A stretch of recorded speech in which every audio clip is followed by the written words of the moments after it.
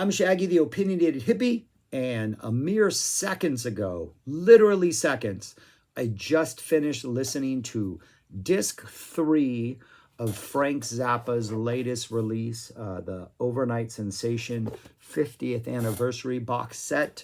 And I'm going to say that this is a fresh take because I literally seconds ago, like I said, just finished listening. I'm going to say that this CD, this 70 minutes and 15 seconds of music, is the best CD of music the Zappa Family Trust has released in years. Maybe many years. Maybe a decade. Maybe decades. Again, it's a fresh take. But I loved every single second of this. Just ridiculous. It is live from the Hollywood Palladium in March of 1973. It is pretty much the latter, 70 minutes of the show. There's like an encore, maybe 10, 15 minutes remaining. The first two songs that preceded this are on disc 2, but we're also missing other parts of the first set because they weren't recorded. But this 70 minutes it's absolutely amazing. It is surprisingly good and out there. And just this band sounds like the band in peak form, even though they'd played for a couple weeks at the end of February, early March. Then they took like an 11-day break, and then this was the first show after 11 days. Sal Marquez joins them for Big Swifty. He would then formally join the band from here on out. The Big Swifty on here is, I don't know if it's the best Big Swifty they've ever released. It's hard to argue against the Waka Jawaka version, but it's without a doubt the best live Big Swifty that's released. Hearing Sal Marquez play on the Big Swifty makes a big difference. We have other Big Swifties from later in the year where Sal's not there. The solo section on this Big Swifty feels like the album. It feels like floating and amorphous. And yeah, Marquez is soloing now, but like Duke and Frank are seeping in. And yes, Duke is soloing now, but there's seepage on both ends. And when Frank solos, Frank's just going off in a whole other direction. Things just get crazy weird in Frank's solo. Like this Big Swifty is just, it is like had Sal Marquez only soloed, like just so Frank's like, we're going to let him solo like you did on the album, and then nothing else happened, this would be a fantastic Big Swifty. But it's 12, 13 minutes of just, oh my gosh, absolutely amazing music.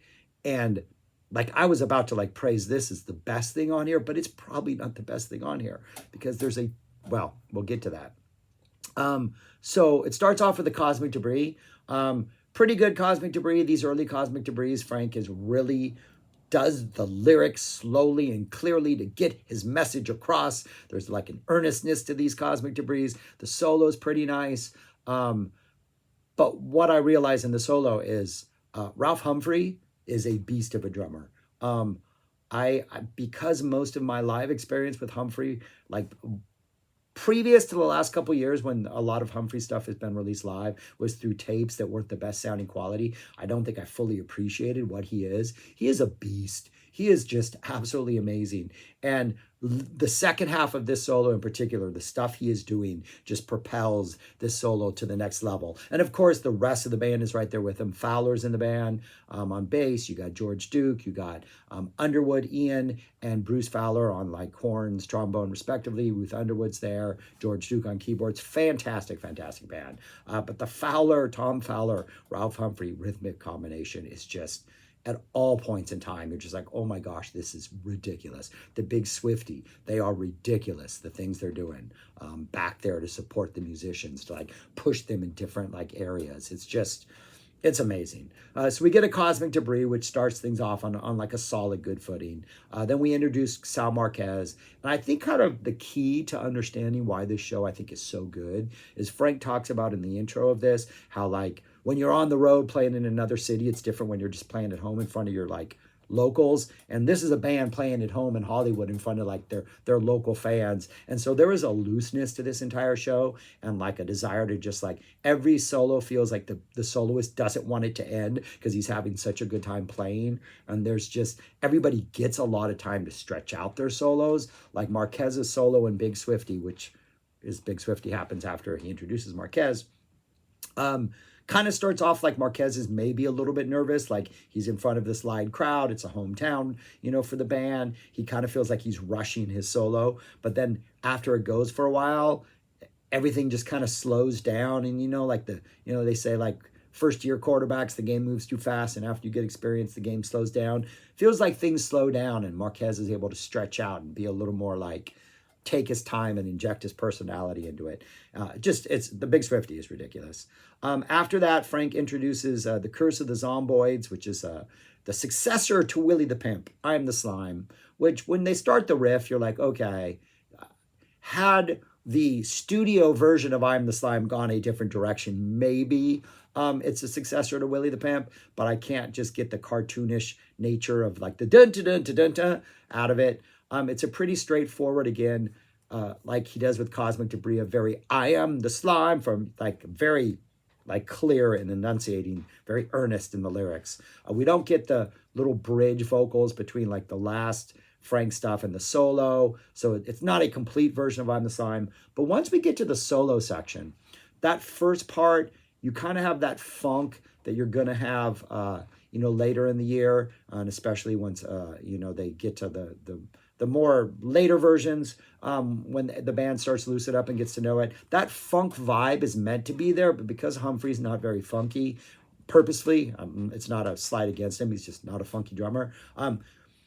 It's a weird little solo at first, and you're feeling like, okay, I don't know why he introduced this as a successor to Willie the Pimp. That's just silly. But then they kind of shift gears, and Frank gets a little nastier, and we kind of go in a less funky, intended funky direction, and you're like, okay, things are stretching out a little bit. And then they switch gears again and go off in a slightly different direction. And the Willie the Pimp sort of successor to Intent, you feel it in the guitar solo. Like this guitar solo is stretching out and Frank is really exploring ideas like he does in Willie the Pimp on the Hot Rats version.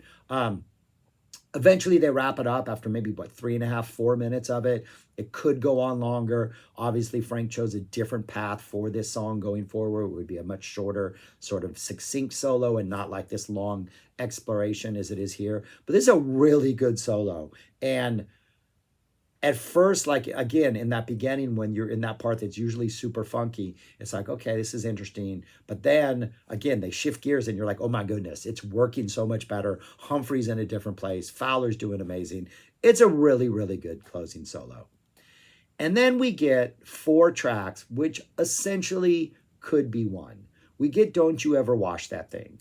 The Don't You Ever Wash That Thing is 23 minutes and 26 seconds on here. Then it has FZ in the percussion section, 5:17. Then we have Palladium Jam Part 1, 3:56, Palladium Jam Part 2, 9:01.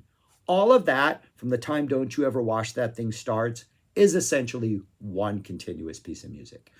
They're indexed separately because, yes, there's a distinct sort of percussion solo section at the end of Don't You Ever Wash That Thing, as there usually is, but they've indexed it separately. Palladium Jam, after the percussion solo section, this jam just starts up. That's kind of a weird, crazy, all over the place stuff.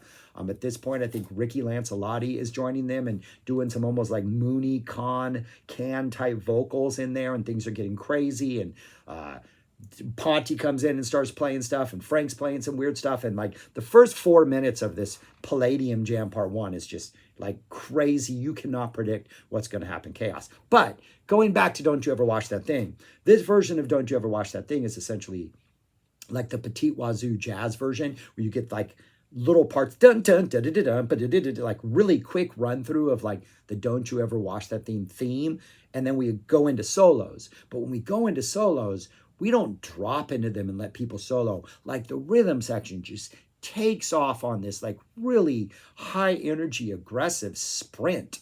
And then all the solos for like almost the duration of the 23 minutes are this really, really high energy attack. We get Underwood, we get Fowler, Bruce, we get Fowler bass, We get Ponty, we get Duke, we get Frank. Everybody gets a chance. And Frank's gets crazy towards the end, breaks down. He starts playing Echidna's Arf of You, and we get little Echidna Arf of You teases in there as they play sections of that they had already learned, though we don't get the whole song. And then that goes into a Humphrey drum solo. Then that goes into the FC and the percussion section solo, which is some really like dramatic type tom-tom heavy type drum action. It's actually pretty entertaining. That goes into Palladium Jam Part 1. And then right at the end of Palladium Jam Part 1, Frank just starts playing what sounds like it could be like a riff he's working on, like an I Am the Slime type riff or Willie the Pimp or just some kind of like lead riff. And then we go off on a much more guitar heavy, guitar driven like jam session with a lot of Frank, and Ponty again comes in at some point. Lancelotti's like making up lyrics and going. And this goes on for like 9 minutes before it fades out. Before it fades out, breaking everybody's heart, but in a way that's like, I just fell in love and now my lover has, it's the greatest 70 minutes of music I've heard. A fantastic, fantastic listen. Yeah, so those are my thoughts on disc 3. Obviously the best of the 3 discs so far. A perfect argument for why all the Zappa Family Trust really needs to do is release live shows.